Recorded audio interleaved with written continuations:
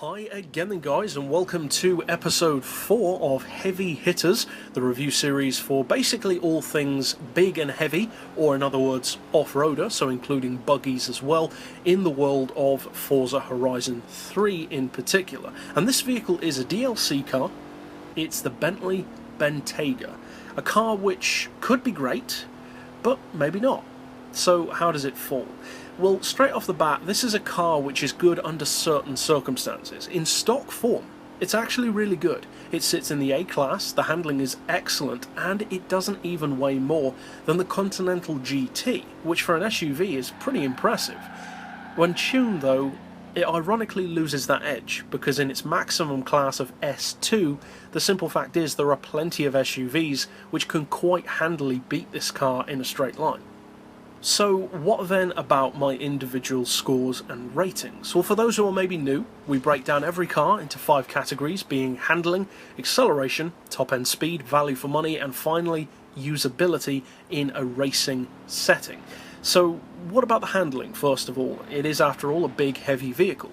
Well, actually I'm going to rate its handling the highest of the bunch with a straight up 5 out of 5, because I have to say it's about as good handling as you could realistically hope an SUV would be. It really is that good. On-road it's excellent even in stock form, and off-road it's surprisingly capable as well. The fact that it's not ridiculously big and actually weighs the same as a Continental GT, roughly, is a big advantage in the SUV class. As far as acceleration though, I'm going to have to give it a 4. Again, in the A-Class it's not bad at all, but when you tune it, it's just quite simply not as quick as many of the other SUVs in those same kind of classes and power regions, given that tuned, you're looking at over 900 horsepower.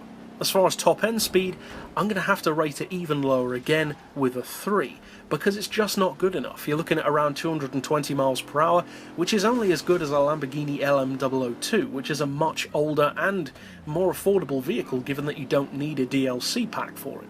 As far as value for money, I'm going to give it another 3, because the cost of DLC is no small thing, given that it is real money at the end of the day, and for what it offers, it's not bad, but it's not great either. It's basically middle of the line. And for usability also, I'm going to have to give it the same score again, because it's certainly not awful, but the simple fact is there are better options of SUV out there, especially when you factor in the DLC price, and that's not something to take lightly. And that means that as a tabulation of those 5 categories put together, I'm giving the Bentley Bentayga an overall score of 72. But that's it for this pick. I'll see you guys next time, and as always, thanks for watching.